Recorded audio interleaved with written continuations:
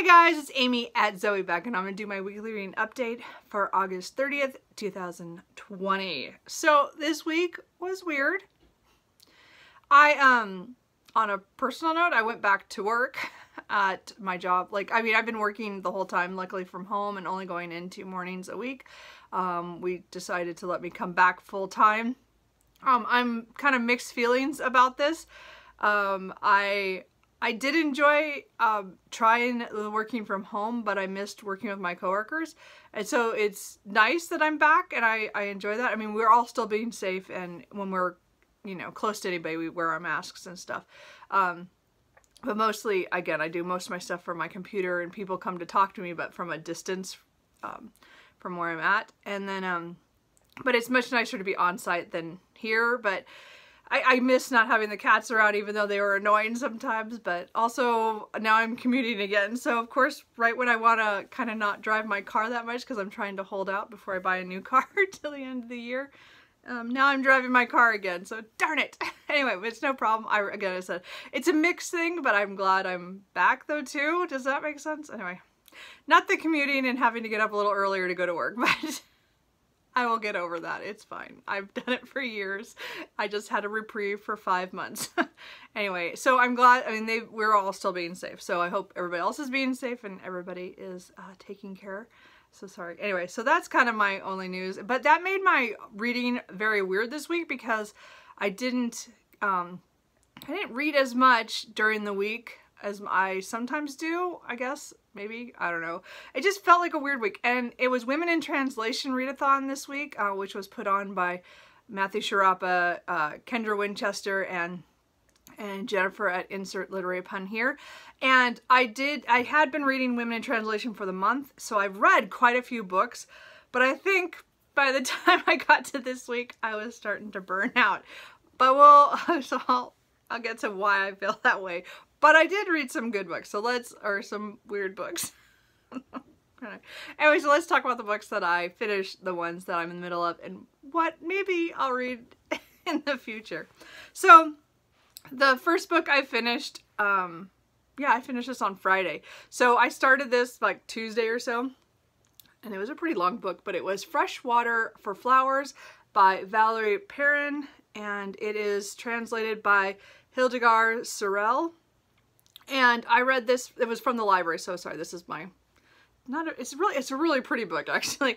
It was our Europa editions, and it's from the French, and it was a pretty big bestseller there, I guess. So anyway, so it just came out, actually in hardback for Europa, so that's probably why I didn't buy it, because I don't, you know, when it's a paperback maybe. But this actually was a really interesting read. So I went into it kind of a little blind. I knew it was about a woman, Violet, who was a caretaker at a cemetery. So she lives on site. She, during the day, she helps people if they're looking for graves or they're, you know, somewhere in the cemetery. It's obviously a fairly big one. And she, you know, is there when people have the funerals and stuff. She's there just to make sure everything is going okay. I mean, there's the funeral directors are part of the story, as well as the grave diggers. And so she's just kind of part of that whole thing. And it was a really strange job to have, but she lives on site, and so she has people coming in and out of her house, you know, people who are asking things. And it starts kind of, it shows that she's living pretty much she's in her dress around, I think she's around 50, you know, about that time, or I think it's, yeah, like late 40s, early 50s. I mean, I think she's like right there. And so she's at this point in life, she's just doing her day-to-day thing, just not really thinking too much far in the future kind of thing. She's had a lot of stuff going on in her past, but we don't know what that is at first, except that we know that her husband disappeared 19 years before, and we don't know what happened to him. And then we meet a man, Julian, who comes and says that his mother wants to be buried with a man that is not her husband. And he is confused, and so he's there to find out why. And so you think that that's like the mystery for the story, and that's kind of the starting, it is the starting off point, because things ricochet from there. But it is, this novel was much more complicated than I expected, much more mysteries than just one. And again, there's things that popped up, like, I was so surprised the way this goes, and it was so heartbreaking so many times.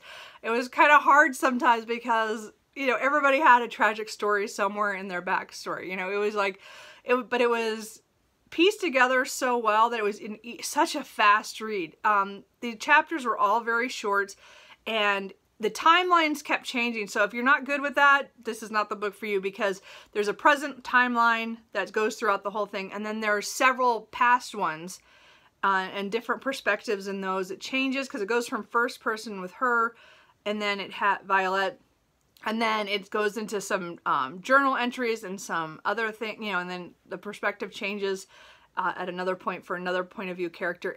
But it works. Again, it's not my favorite format, but she does the timelines all very interesting, and I wasn't expecting any of that. Like, I figured there'd be some past stuff because of a mystery, because, again, we do know her husband left her, but we don't know where he went, and we knew that was kind of a mystery, and then this other guy coming, and his mother's story is a mystery, and so it was just, so I really like this overall. Like, I would say, I can't give it a 5 because I didn't love it all the way through, so I didn't do that, but it was really a book that if I find this or when it comes out in paperback, I might buy it, because I did really enjoy it, and it was really well done overall for the whole thing. There was a point though it's 470 pages, which seems like a lot, except that, as I said, it read really fast because the chapters are short. And you were compelled to read more because you wanted to know what happened. I like this book so much. I wanted to love it, except I have to not dock it because at about 178, 780 pages around there. I don't remember where it was. It was like somewhere around there. I almost put this book down and did not pick it back up. I almost DNF'd it right then. I was pretty angry actually on that scene, and I get why it's there now after I've read the whole thing, but it was really hard to justify continuing on. I was so angry at Violet and one of the other characters, and I was just like, I don't know if I can do this.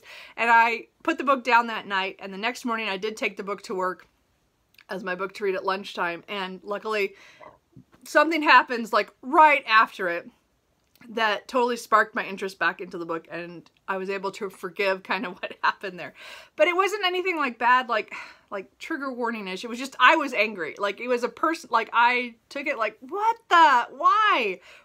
And I just couldn't understand. But I got past it. I understood better later. I still don't like what happens in that scene, but I still hated it when we learned a little bit more about it later, but that's still the one thing about this. I hate it, and so I have to dock it a little bit. But other than that, I found this really a good book. I mean, overall, I really enjoyed it. Again, it's I don't know, it was so twisty-turny in a way I didn't expect. So it's still kind of pretty much a lot of things happen, but it's not like action-packed. Don't like get me like that twisty-turny. I just meant like just the way people are and the way the decisions they make and what they decide to do. Anyway, I really enjoyed this book, and I would recommend it. Just know that there might be a scene where you might need to go, okay, I'll just read a few more chapters, and then again, the chapters are really short. Like, they're like 4 or 5 pages at the most, some of them. And I would just kind of move past that. And it might get better. I don't know. I really enjoyed it. I don't know how else to explain that, but I did have that one problem with it. So I did really enjoy that, and I finished it, and I had to finish it Friday, so it was technically due to the library on Friday, but I turned it in Saturday, so I might get a late fee. I don't know if they're making us do late fees right now, because again, it's in now it's in 3-day quarantine, so I don't know. We'll see. I might have to pay 50 cents, or $1. I don't remember what the late fees are anymore. The other book, so let's talk about, you know what? Well, let's talk about this one. I'll come back to another book I finished. This one, I don't know what to do about. You guys help me on this. So, this is Drive Your Plow Over the Bones of the Dead by Olga Tokarska. I think I just said that wrong. And this was, translated from the Polish by Antonia Lloyd-Jones. So this was definitely on my TBR. This is one I wanted to hit for Women in Translation this month. I put it off till the end of the month, which is typical of me. So this is a quirky novel. I'll give it that. It's about a woman who lives in kind of this little, I don't want to say village, well, it's like a village, but it has like all these homes, but they have to go to town to get food and stuff like that. But so there's a little enclave kind of thing, and she and two other men are the only ones who stay during the winter. Everybody else is just a summer home kind of thing in Poland, so in this area. So she watches out for the other houses kind of as a sideline job, because she's in her 60s and she works at the school like on Wednesdays, I think, for like English classes and stuff. Anyway, but the point is that she's a little quirky being out there all by herself with the other two men. She doesn't get along with them. They're very all hermit-like. So she has her own ideas of the world and how things work. She has friends that visit her, she talks to and stuff, but you know, her sphere is pretty small. And then one of the men dies one of the two men dies, and then she kind of she and the other guy has to deal with that, and then the police and blah, blah. And then there's kind of this mystery, because then not so long afterwards somebody else dies. And so she's got her own kooky ideas of why. And so there's kind of a mystery to it, but okay. And I did like this for most of it, because it was kind of weird. She has a weird perspective. I think this is really well done, of showing a character from her point of view of why she thinks things or why she does things. And it is really weird and funny that way. Okay, got to page 240 though. And I can't read this anymore. I don't know. There's only 270 some pages. Let's see here. 268 pages. And I can't read the last 20 some pages, 28 pages or whatever. She does something that I'm just like, why? Why would you do that? And it just, I can't do it. And okay, so I need to know if you guys think I should just skim the last 28 pages to get it done. I'm not done. I have 28 pages. But I hate it right now, and I'm like, it ruined it, like, for me. I was so interested to find out how this was all if we were gonna find out what happened or what was gonna go on, but I don't know what to do on this, and I don't know if it's just the way I feel this week, but I have put this down since Tuesday, and I tried to pick it up yesterday, and I did read 2 pages, and it still just got worse. I don't know what to do. So if for you who have read this, do I persevere? Let me know. I don't know what to do with this. I'm 26 pages from the end, and I can't do it. Anyway, so I don't know what to do about that. So it's not a DNF yet. It's still on my current reading. I'm just staring at it going, I have 26 pages to read. What do? I don't know. So let me know. And then I finished my audiobook, Secondhand Time, The Last of the Soviets by Slavanja Ilikovic. And I think I said, that just, my brain I can't connect right now with my mouth. I don't know. Anyway, this is the last of her books that I had not read. I did do it by audio this time, just because I wanted to read it for the History Challenge, which is being put on by several people. Emma had a couple books, and a couple of other people. And it also was translated, because this is translated from the Russian, oops, I forgot that one, sorry, by Bella Savic, sorry. So, so I really, again, her books are just so powerful. They are heartbreaking, and again, I've read all of them now, and this was a good one, because I don't know, even though I've lived through this time, the other ones, most of them are about stuff I didn't know a whole lot about. I mean, even the one about the Afghanistan war was like, I didn't know anything about that. I remember hearing about it because I was just young enough that I was like, I'm not quite sure I know. And then this is just after that. And I still I lived through this, but there were instances that they talked about, and I'm like, well, I kind of vaguely remember that, but I didn't have a context for it, or really. And it was, again, what she does is an oral history where she talks to people, but her voice is very small. She only a few times says something that is from her perspective. Almost all of it is from just who she's interviewing, only their voice you hear. You don't hear her questions. You only, it's a once in a while she'll have one in there, but it's very rare. Mostly she just lets them talk, or things that she talks to a group of people, she'll just take down little snippets of what somebody says. And it's just, it's so amazing. And it's also eye-opening to remember that everybody has their own opinion, and their life story is different from yours, and together. So again, this is showing the end of communism and how the world changed from 1991 on. And again, I think this came out in, I don't remember if it was 2010 or 12 in Russia. I can't remember. Something like that. And I think so. Yeah, I think so. Something like that. So I don't remember. But and again, we got the translated. So it was the last one I had. I hadn't read it, and I'm really glad I did. So this actually, as I said, this was a combination for 2 of the readathons that I was participating in, so that was good. And I'm really glad I listened to this. Even though I probably should have read it, because I read all the other ones. This is the only one I did by audio, but again, it was a time thing. I just was reading other women in translation books and history books that I thought I'd just listen to it. And I did like it. I got it from the library. I don't know all the, there's like 8 or 10 narrators. They had different voices for the different sections. So it was really, I think it was, the audiobook was really well done. I just kind of wish I'd read it physically because of the way it is, but that's what, I mean, again, as I said, I'm probably going to start rereading these now that I've read all 6. I think it's 6. Anyway, so I have them all. I don't know. And as I said, I just am so stunned by what I learned in here. And people's lives are not like mine, and it's just heartbreaking, a lot of the stories. Some of them are just brutal, and it's just so hard. Anyway, so I did finish that one.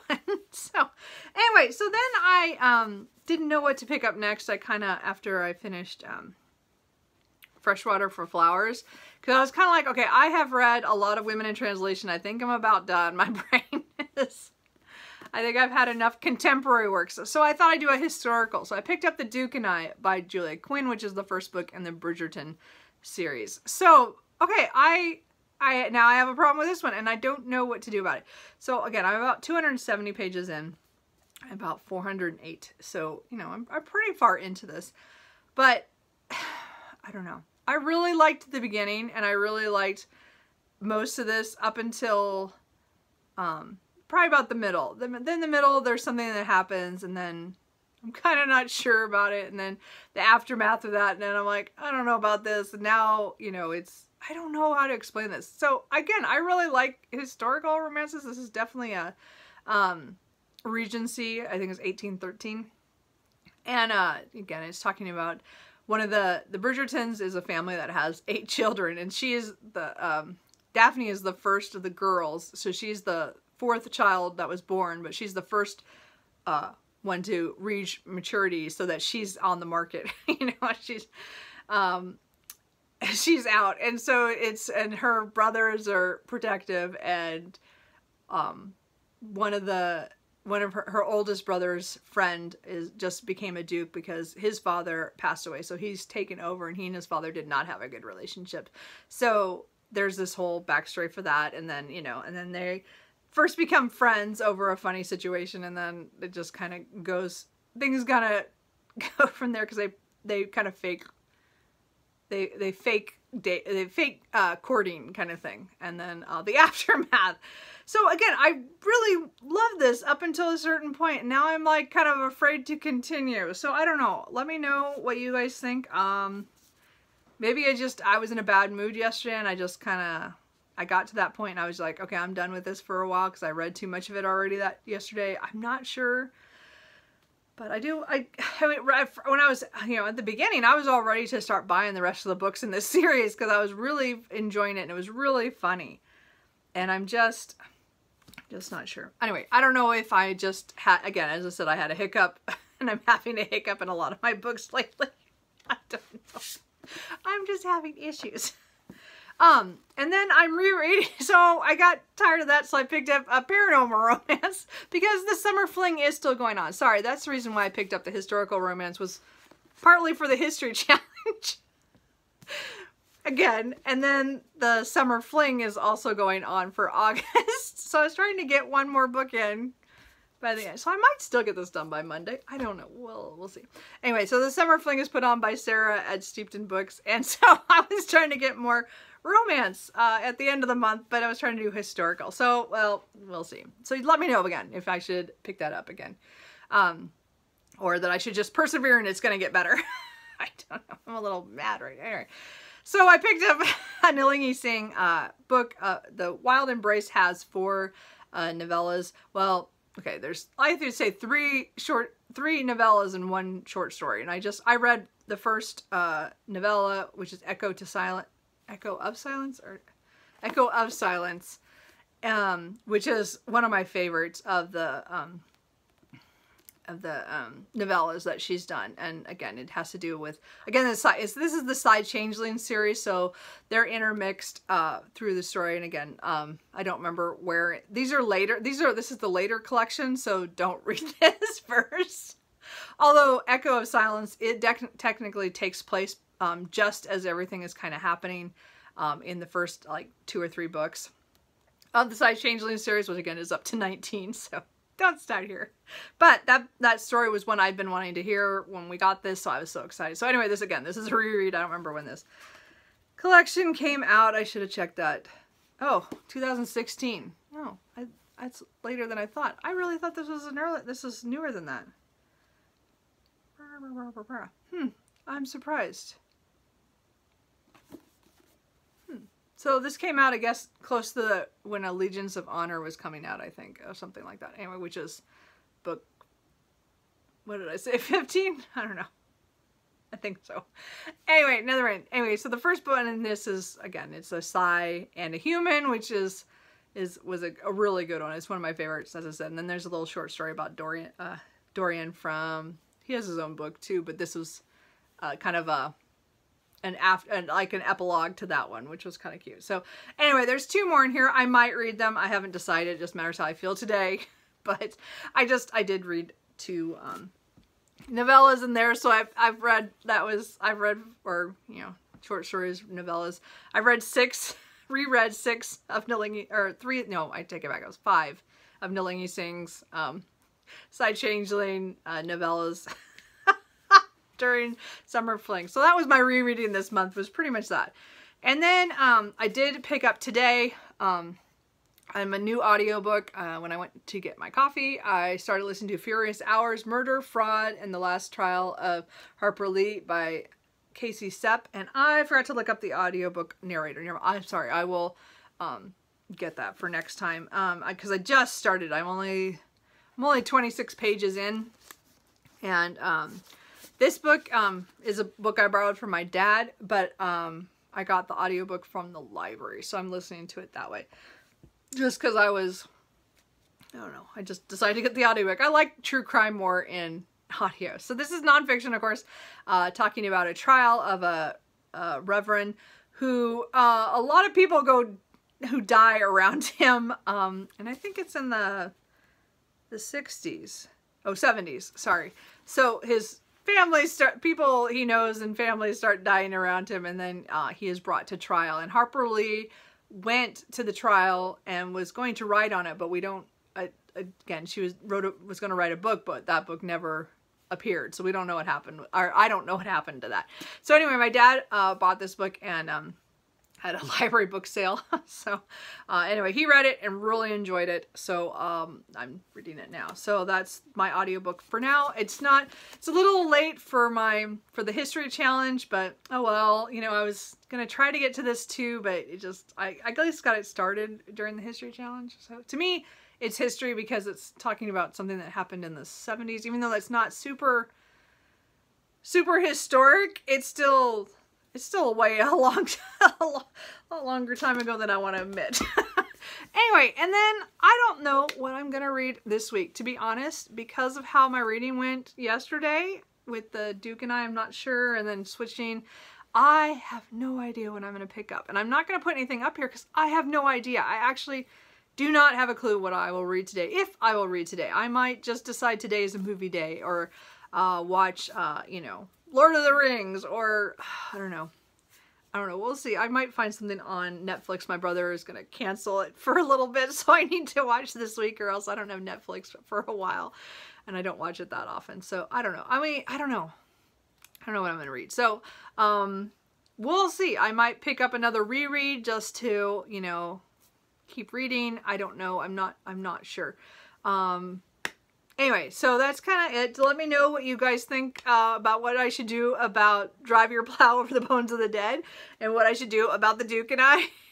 If I should persevere on both of them or not. Let me know if they're worth it. And then I probably will have up my TBR tomorrow and then my book haul later in the week. I might do a tag. I had a tag video taped.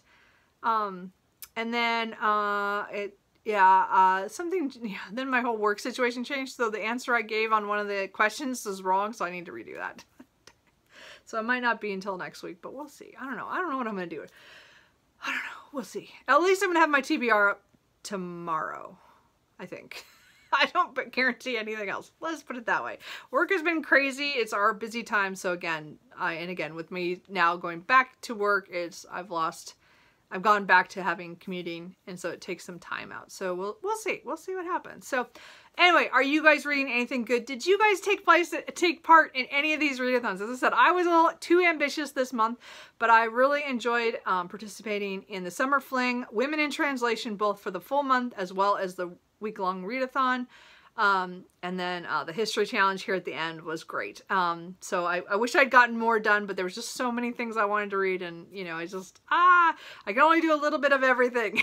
So, but I think I did. I think I at least dipped into most of the ones I planned on, which was good. So anyway, let me know how you guys are doing, and I will talk to you guys later. Bye.